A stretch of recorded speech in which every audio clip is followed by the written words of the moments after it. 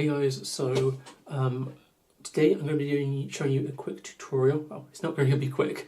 I'm going to show you a little tutorial on how to paint a hellebore. So we've got our materials ready, so let's get started and I'll show you what to do. So this is the image we've got so far. I've already made a very good start on this, including like the buds and an opening one, and the leaves I've already started on. But today we're going to focus on the actual hellebore itself, the big flower that's open. So let's get started with that. You're of course going to need a few things, including a paint palette with your colours. I will tell you the colours as we go, mixing area and brushes, and of course some water. Hello you. So here is the zoomed in look. Here you might just be able to make out the outline in pencil. I've done it as lightly as possible because you won't be able to erase it as we go. I've covered the centre of the hellebore with some masking fluid to keep it white, because that's going to be the stamens and the bits in the middle that I don't want to contaminate with a hellebore colour. So let's do the colour mixing first. It's really important to have your colour mixing ready. So I'm going to pop that to one side and bring in a mixing palette, two mixing palettes. So I'm going to show you how to do both. So we need a pinky colour and a purple colour. It's not very accurate, I appreciate. Not super descriptive. So let's go with the light pink colour first. So I'm going to take some quinacridone rose, which is PV19 it normally is. So this is going to be my kind of pinky colour that we want. I'm using a mixing brush here. Don't use your best brushes for this because you will end up damaging them and wearing them down a lot quicker. So I'm going to mix a good mixture there. I don't want to go too concentrated, just in case we make mistakes. I find it best to do lots of layers with watercolour paint. I'm going to add a tiny bit of a dark red. So anything like a perylene red or a Bordeaux, or try not to use a cadmium because they can be quite overpowering. So just a little bit of a transparent cold red. And then I'm going to use a tiny bit of violet. So I used the oxidine violet, so we have to be very careful with that because it will be super strong. So just a bit of that and give it a mix, and this should give us a nice soft pinky colour, which I think is pretty good. I can see as well in my reference photo some areas are a lot pinker and some areas of the petal that are a little bit more red.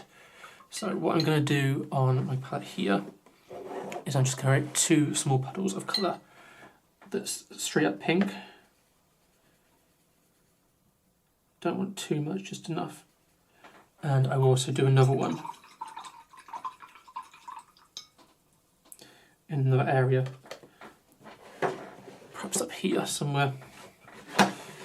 Oops, that it's going to be just the red.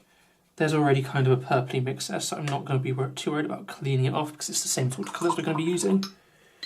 And I'm just going to make sure I have enough red to overpower that mix.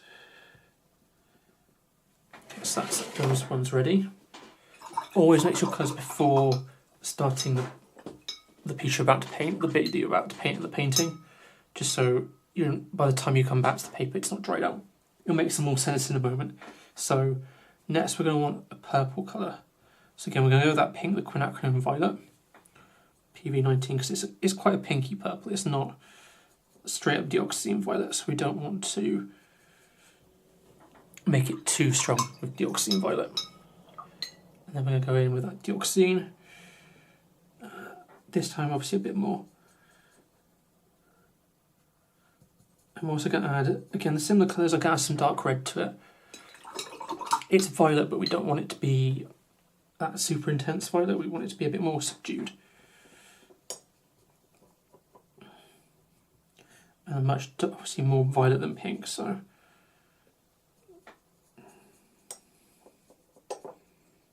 There you go, I think I'm fairly happy with that. So we have our pink, we have our violet, and then we also have a red and a straight up pink. So the four colours that we're going to be needing, kind of. So let's get to painting. Let's bring our painting back in, stick those to the side, bring our painting back in. So I'm going to use the wet and wet technique to start off with. So, some brush. I'm also going to be using some sable brushes. I'm going to leave links down below to where you can find all of the stuff I'm using, including colours and brushes and paper. So I'm going to start working with this one closest to me. I'm going to get that really wet, so lots of water in the middle of the petal, and then just drag the water around the petal that you're doing.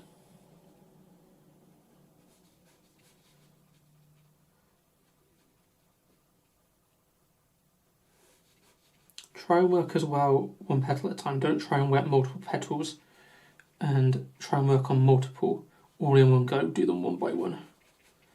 If you're working very, very small and you've got lots of little ones, you probably could get away with doing it like that, but if you start trying to do too much at once, they're going to start drying at different rates, and you're going to run into the potential risk of ruining the petal and creating cauliflowers where you don't want them. So again, at the moment, lots of water, because we want to really get that paper satiated so that we can do the wet and wet technique. Make sure you get around all of the petal that you want to. Get as close up to the edge as you can. This is where using a good sable brush is really helpful.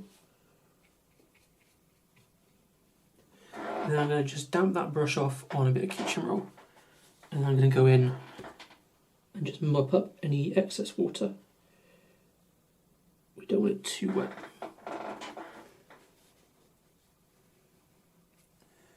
To do this successfully, we want it the right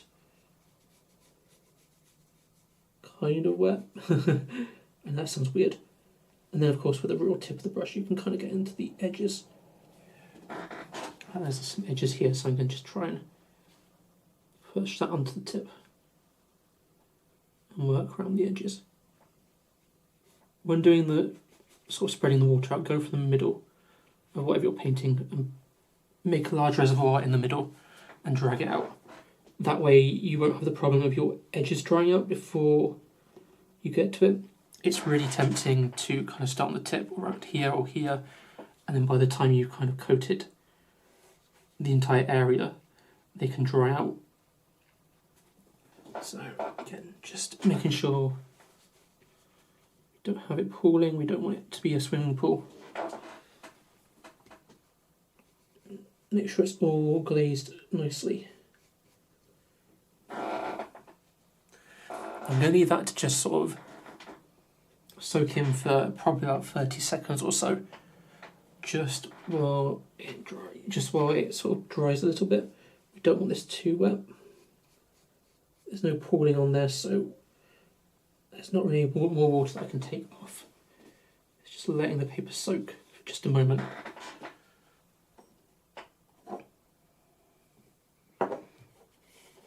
So I'm going to just, while that's happening, load up the brush. So I've got a damp brush, but not a soaking wet brush. If your brush is too wet, you're just going to add more water to your wash, and we don't want that.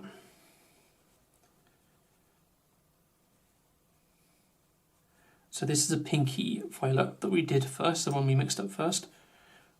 I'm just going to take the excess off on the side of the dish. We don't want too much paint on there. And that's about right. So if I tip the paper, you'll see that it's still shiny, and that's what we want. We don't want it soaking wet, but we want it enough that it's still shiny like that.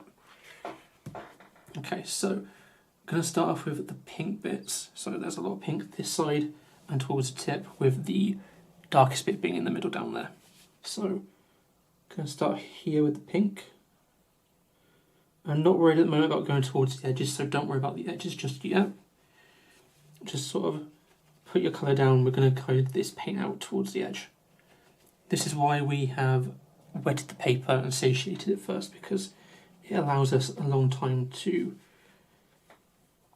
get the paint moving and move it into all the areas that we want to move it to.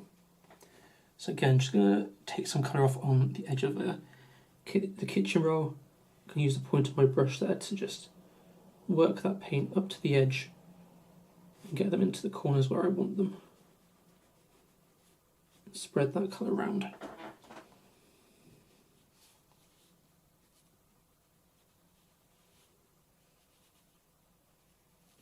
I will also just point out, if you're using any colours that granulate, such as ultramarine blue, and we haven't in this mix, but if you do ever use anything that has granulating colours, be warned they will sink to the paper quicker, so you may not have this working time.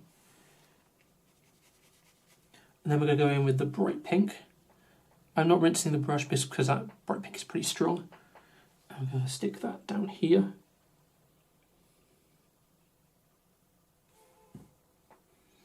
And then we've got some of the red along this bit up here. Okay, I'm going to rinse my brush and then spread those out. And then we're going to go in the purple. So again, it's just damp brush, not wet. I'm just going to run this along just to blend some of those colours a little bit. Guide them to where I want to get them to go. Because we are not using, we're using similar colours, so you don't have to worry about cleaning your brush in between. If you're using really different colours from each other, I would clean my brush in between just to stop them, just to stop colours you don't want going in certain areas, mixing too much.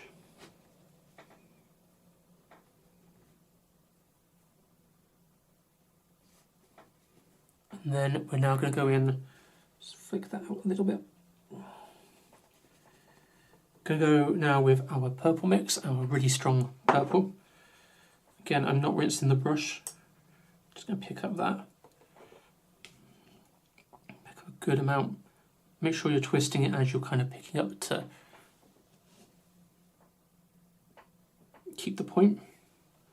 And again, just drag the excess on the edge of the palette, or again, you can just tap it gently on a piece of kitchen roll, just to remove any excess. And then we go into the darker parts here, which is along the edge,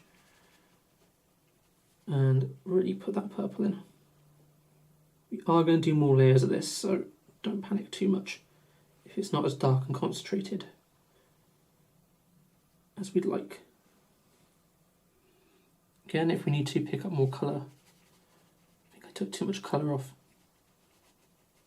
And then we can just rinse our brush and get a damp brush to kind of guide the paint where we want it to go.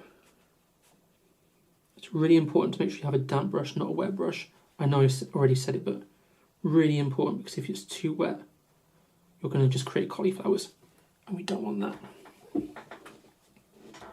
So again, I'm just going to dry my brush a little bit, go around the edges.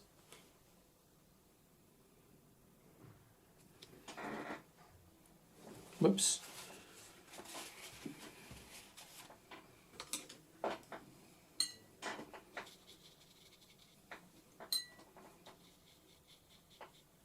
Try not to splash paint anywhere else, like I just did.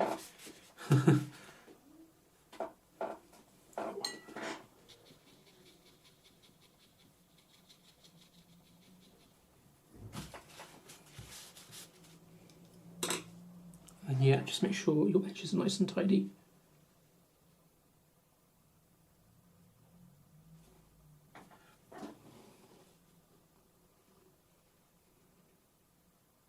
The paint's still wet enough to do this too.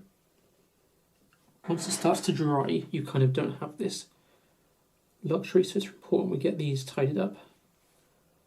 At the moment, well, the paint is nice and wet. It starts to dry, you're just going to cause cauliflowers, which we don't want.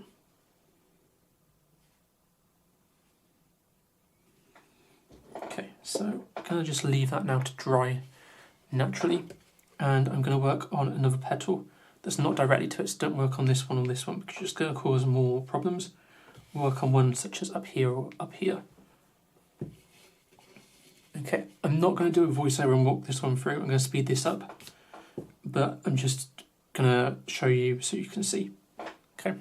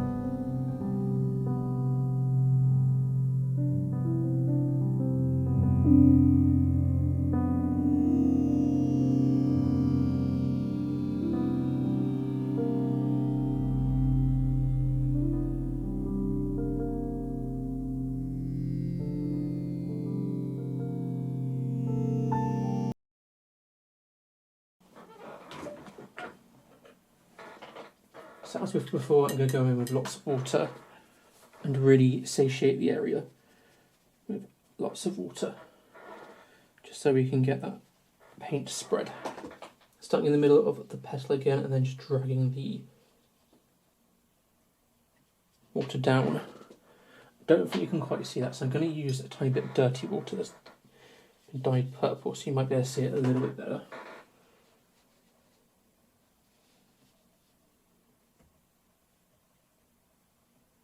I would always use clear, clean water for this because you can taint the colour. However, if you're going to be using similar colours, you can sometimes get away with it, such as here. The water is slightly got a purple tinge to it, but we are using purple and pink paints, so we can get away with it. And I'm just going to leave it sort of more dirty, just for the purpose of showing you. Even though I don't think it's actually showing up too well. Oh, I've gone a bit too far over and too trigger happy. If that's the case, just dab off the excess where you've gone. with a clean paper towel or sponge if you have one.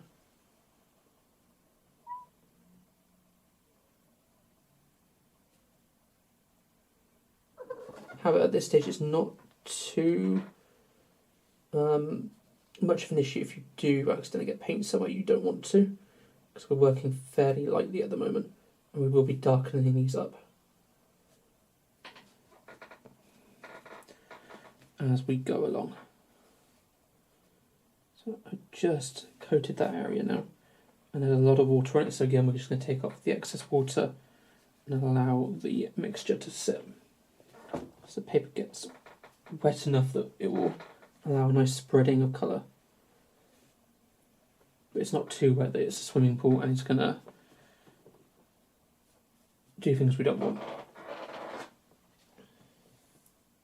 Just going around the edges and mopping up extra bits again.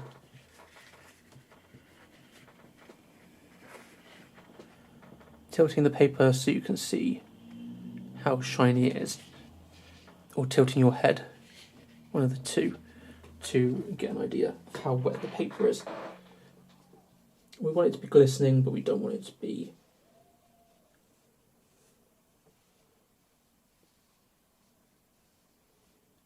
soaking wet where there's a bead of water forming. If you tilt your page and there's a bead of water forming, it's too wet.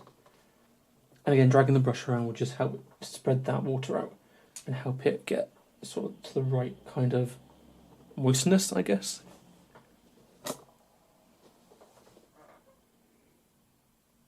So I'm going to use a smaller brush for this one. Just going to wet my wash, so we've got a little bit of time while that's sort of soaking in, the water's soaking in on that one. And as we get close to the centre of the flower, we're getting more and more dark, so it's another reason why I'm using a smaller brush. I don't want to deposit too much dark paint and completely destroy the painting. I have also, as well as our purple mixture, added some sepia to it just to darken it a tiny bit. Because the purple in this is kind of a moody purple, it's not really a bright purple. So I think that might be ready. So I'm going to go in with the light pink first. And this is kind of what you want. You don't want it to spread like fireworks across the paper, you just want it to spread a bit. That's how I would describe the consistency, the wetness you want. So a bit of spreading, but not too much that it's going to be too explosive. So again, just going to go around the edges. Get that paint into all the corners that I can.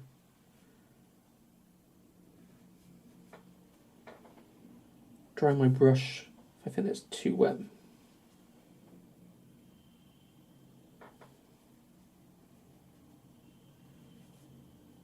This is the reason as well why we allow petals either side to dry. So we can really get into those corners without worrying about contaminating petals or getting blurred lines between petals next to us. Some flowers you'll want to work consecutively even when the one next to it's still wet, depending on the look, but for this one we don't want to be doing that.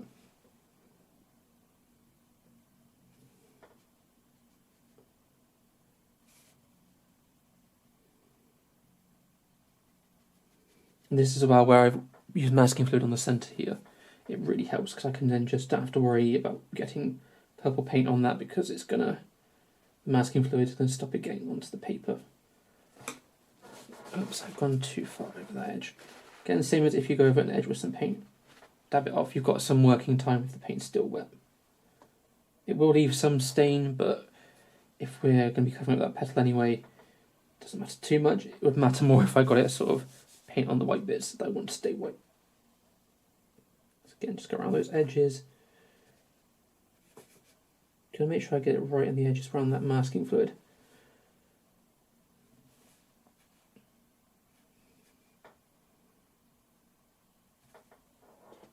I'm going to just dry my brush off a bit and then sweep the colours together.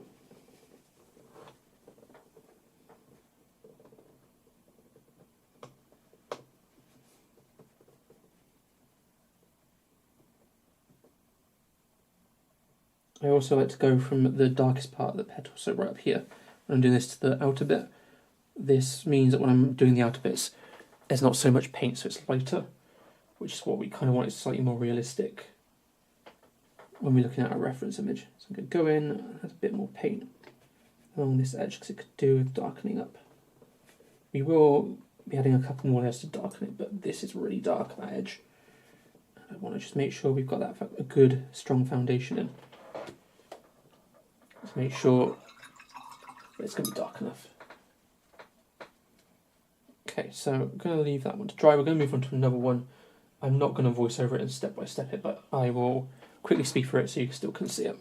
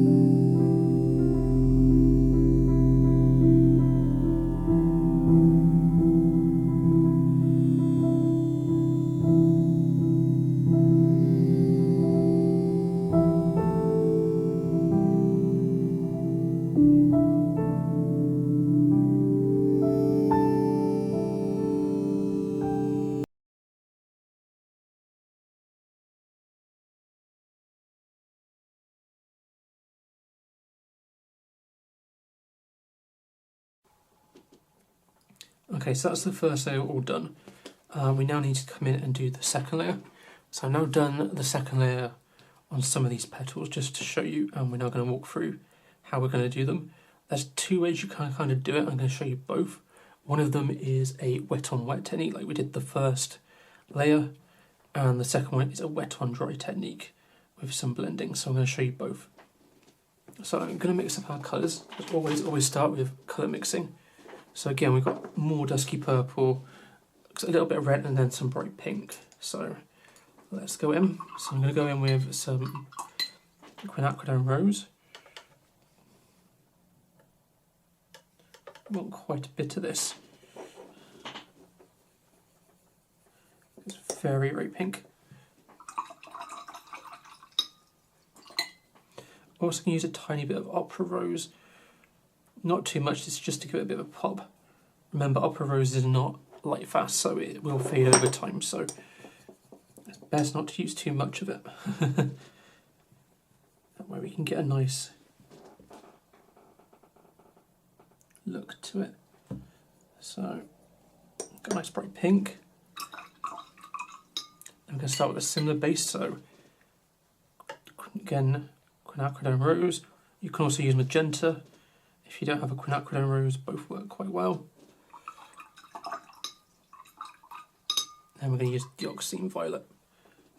Again, just go careful with it because it is a very, very strong colour. Use too much, you'll go too dark. And we want it to have like a pinkish undertone to match the flower. And that's... Add a touch of brown to that, so I'll add a touch of warm sepia just to darken it, because it's a very deep dark violet rather than a bright violet. So just keep mixing until you feel you've got the right kind of look. It should darken it to a nice deep purple for the shadow. And then I'm going to bring my other palette in to mix up a red. There's a bit of red in the flower too, so I can again go for some, again, quinacridone rose because it's pinky red. You can kind of see a bit more that pink. And I'm going to use just a cool red. So that kind of alizarin crimson would work really well with this. And that'll just give you a slightly pinker red that we want. So we don't want it too bright red. It's a softer red. Right, so let's bring back in the painting and let's go over some of those. So I just zoomed you in and we're going to show you first the wet on wet technique again and how we're going to do it with this. So I'm going to need a good size brush. So I'm going to go with number 4. That's the wrong number 4. That's the number 4 I want. So we're going to get the area nice and damp. So again, this is very much the same as what we did for the first layer. Get it really damp to allow the colours to spread. Now make sure the first layer is completely dry. So I usually like to leave it a good half an hour to an hour at least. If not even longer, a few hours if you can. Just because it will stop these colours from lifting and it will make them a bit more permanent.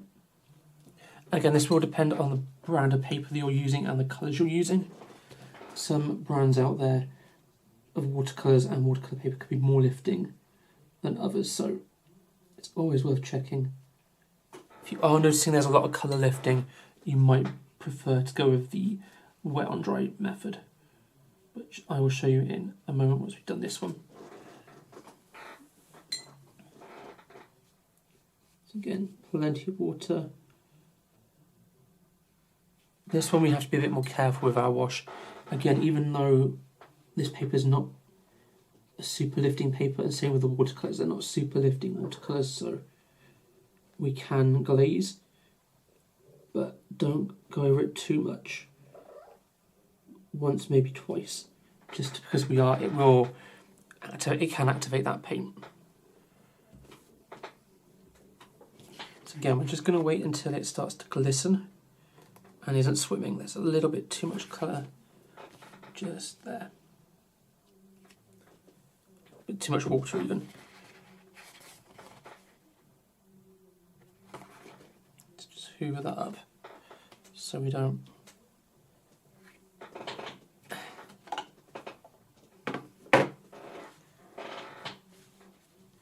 have too much colour. Alright, so let's go with the colour. Again, we're going to go in the lighter colour first, or the brightest colour first. So we've got that pink. So I'm going to, there's a glare on my screen. Hold on. Be good to see what I'm painting. So I'm going to go in then with this bright pink on this side. Always check your reference to see where the colour should go. So there's a nice bit of pink on this side.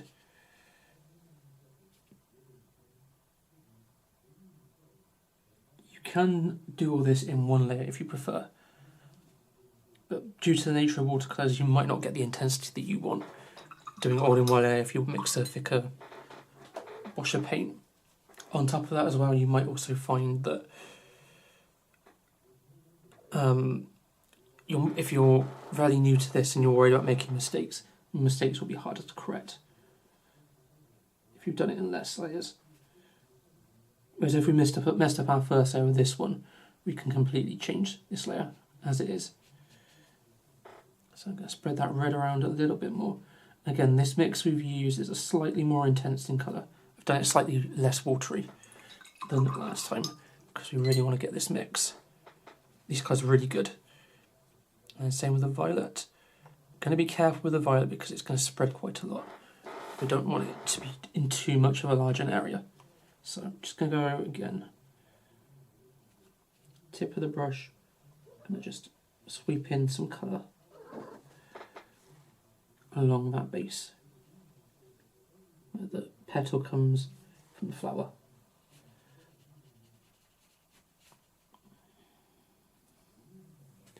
I'm going to just rinse my brush and dab it on my kitchen towel just to take too much water, the excess water off of it. And then I'm just going to go in with a damp brush and just kind of blend some of these colours in together. Just tease the edges. Get a good blend going. Again, it depends. Sometimes that you won't need to coax them too much. Sometimes you do.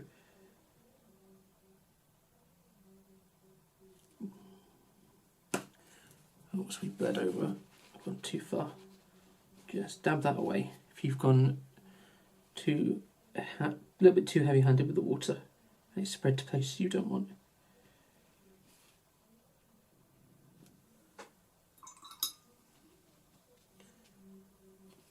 Let's tease out this violet colour. Just blend that in with colour on top.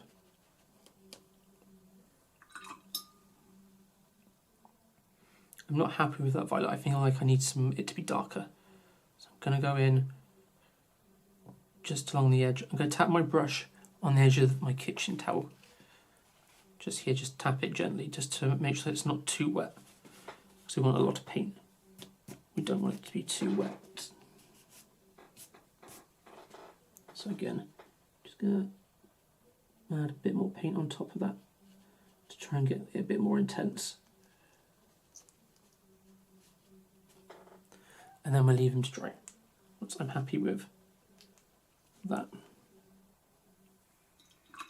So that's the wet into wet technique like we've kind of covered on the first go. So I'm going to now show you the not wet into wet technique. I'm going to pick a petal that is on the other side, so I'm going to pick this one at the top so you can see it very clearly.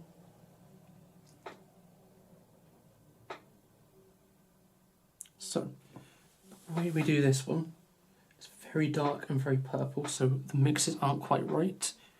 There's this sort of area that's a lighter pinky, dusky purple, and this area that's very dark. So I'm going to go with the dark, and I'm going to show you how we're going to do it. So, there's no pre-wetting on this, so you're going to have to blend colours.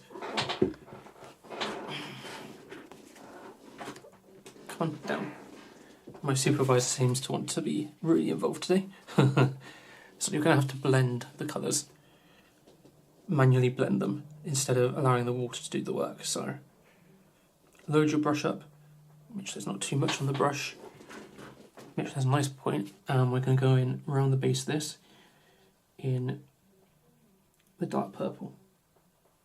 Now this has got some masking fluid in it, so you don't have to be too delicate near the masking fluid, because the masking fluid will protect the paper underneath.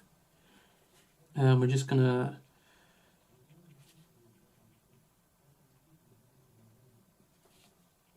paint the colour on.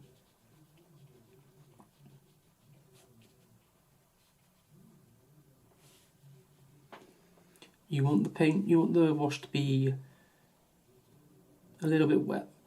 You don't want it to go too dry, because if it starts to dry, you're going to have problems blending it out in a moment. So as you're going in one area, make sure you go back and just give the other area some attention, just so it's going to all stay wet for when we blend. So that's a nice wash. And now we're going to go in damp brush. Don't want it too wet, again damp, so damp it off on a kitchen towel so we've got a nice point. And then I'm just going to go and blend that out, the edge out.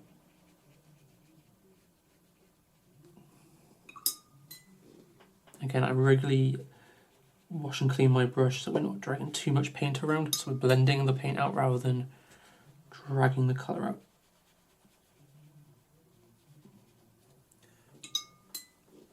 This one can be a little bit more tricky. If you put too much water in, you're going to cause a lot of back runs, so we don't want back runs, but you want it to be damp enough that you're blending the colour out. If you're too dry, you're just going to be spreading the colour rather than blending it. And if you're too wet, you're going to be having back runs. So again, just wiggle it around that edge. You might need some more colour in places if you're starting to notice it's pushing back too much. And then, yeah, blend out with clear water, and you should get a nice transition. With this method, you do have to wait for that blend to dry before then doing another blend on this petal, which we do need to do. We need to add the dusky purple this side and a bit more pinky purple that side. So we now need to leave that to wait while we before we do any more on that.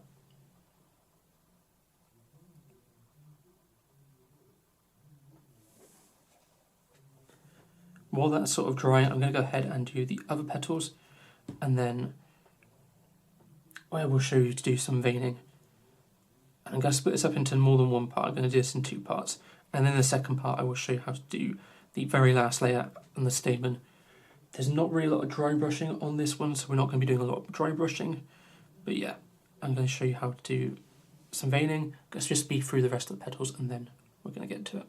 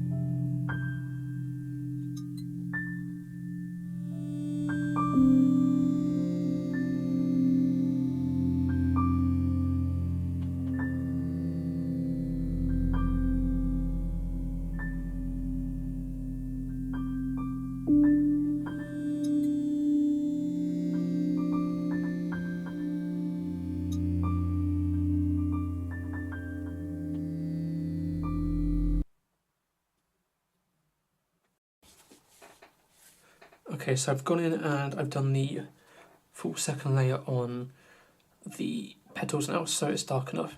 I did also go in and put some more violet at the base of each of these, just because it will be very dark, particularly when we get to the second layer, which is what we want. So those are all nice and intensified now, and we can move on to doing some veining. So I'm just going to grab my reference photo, and we can do some veining. So we're going to make some more mix for the veining, and that's again a very dark violet-y mix. So let's mix up the violet. So we're going to use our violet pot, just because we can add to it. So I'm going to add some cream rose.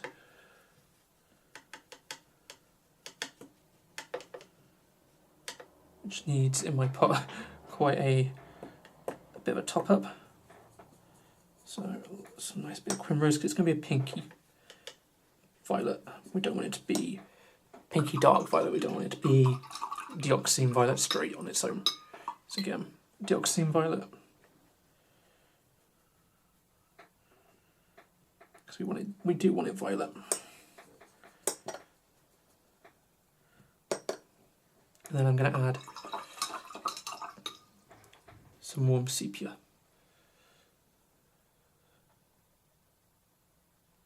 Just to darken it. And keep playing with those mixes until you've got a mix that looks right. So we could do some more violet in that mix. Needs to be more purple.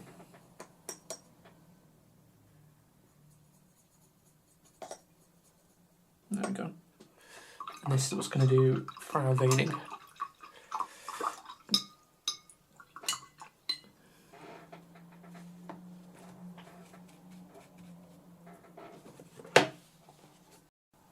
Okay, so I'm going to start with one here.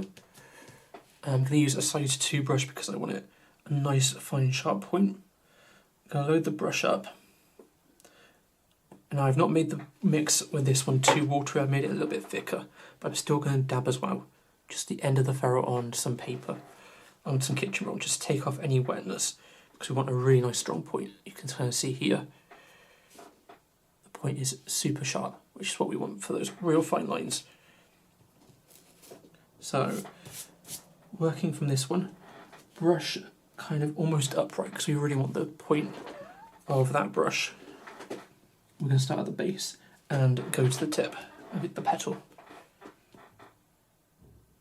So again, just following the reference photo as best as you can.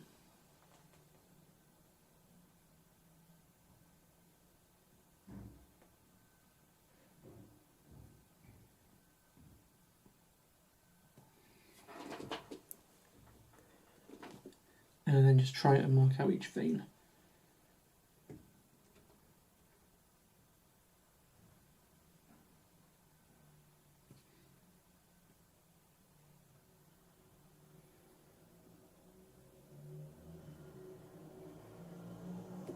They're a little bit like blood vessels, almost.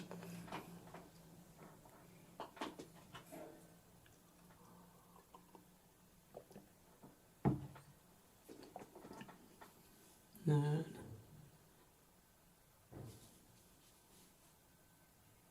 I always try and go with the bigger ones first.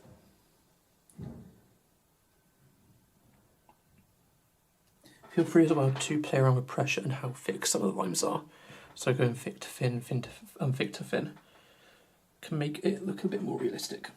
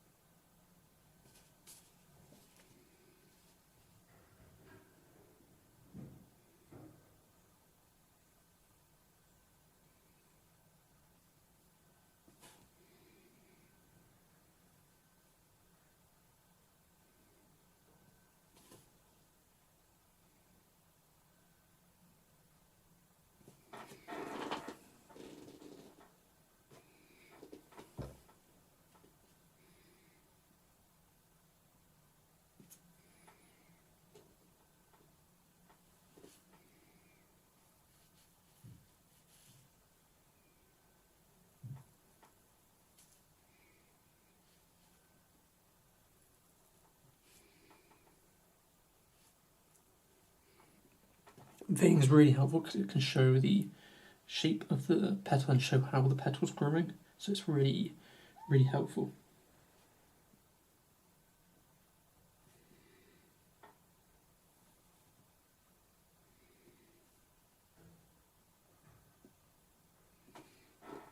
Going to add a tiny bit more watery mix because there are some veins at the top here that aren't so prominent. So we don't want them to be super dark. Just by watering it down a little bit, we'll get a less concentrated paint.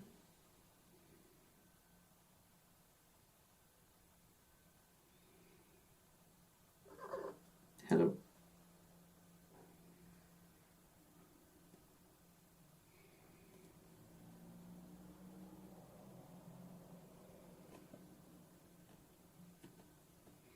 They don't have to be super accurate. You don't have to follow every single vein.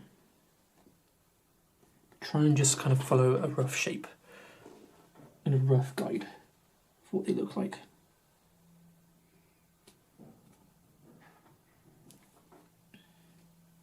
Try and get the big ones in because it'll be really helpful.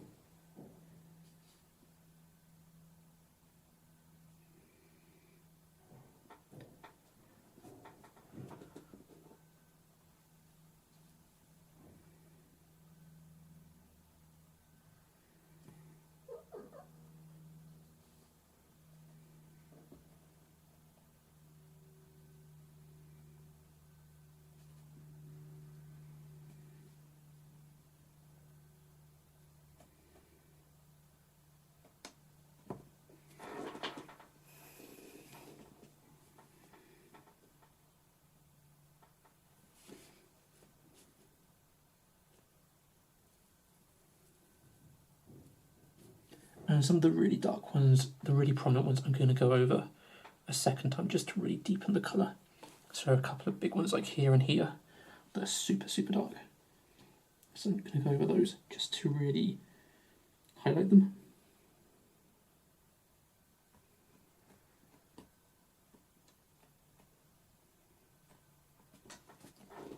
And the reason I'm using number 2 is because it doesn't hold as much paint. So we're not going to get it too strong. We're not going to flood the page too much.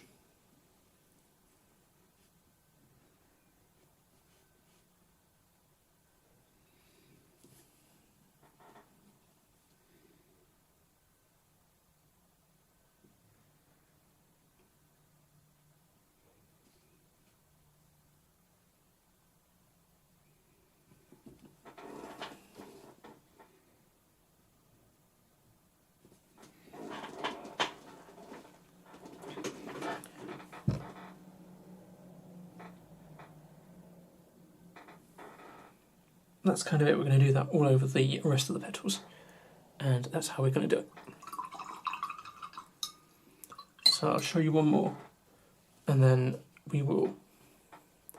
I'll speed through the rest for you to watch.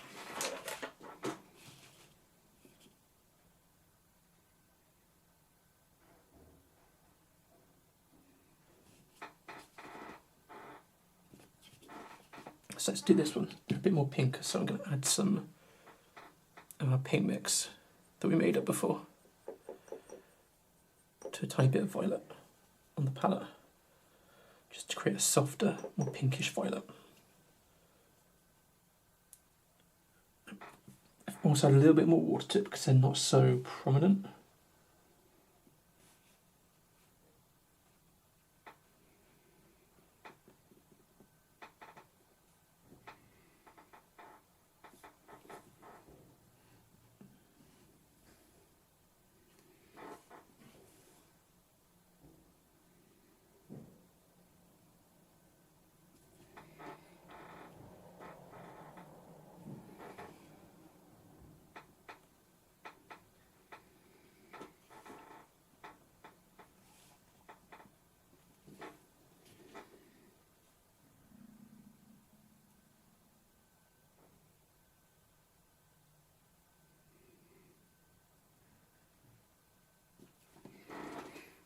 Take your time, don't rush, and just kind of focus on getting these shapes in.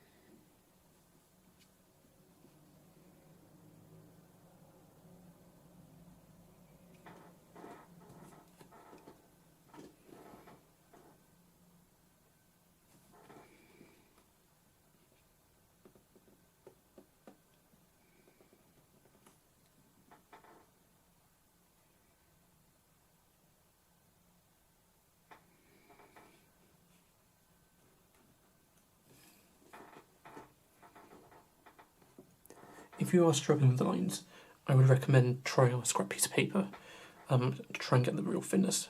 But the best way to do it is to be nice and slow and careful. For really thin lines, stand the brush upright and just experiment with angles, and you'll get there after some practice.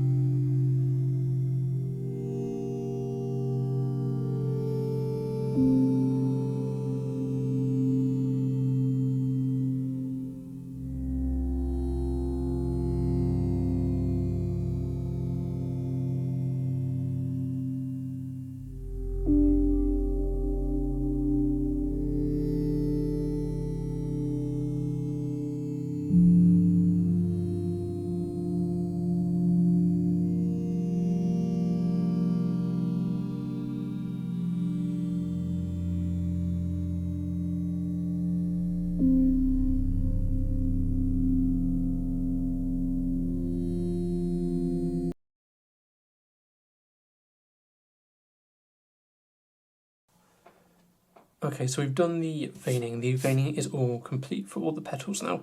We can see some veins. So I'm going to cut it off here. I'm going to split this into 2 parts just to make it a little bit easier to kind of watch. You're not just sat here for like nearly 3 hours watching the whole thing from start to finish. So yeah, we're going to go back in part 2. In part 2, we're going to do some more layers on this, deepen the shadows, so especially around the stamen. And then we're also going to paint the stamen as well. We're going to remove the masking fluid and we're going to paint that. So yeah, join me in part 2.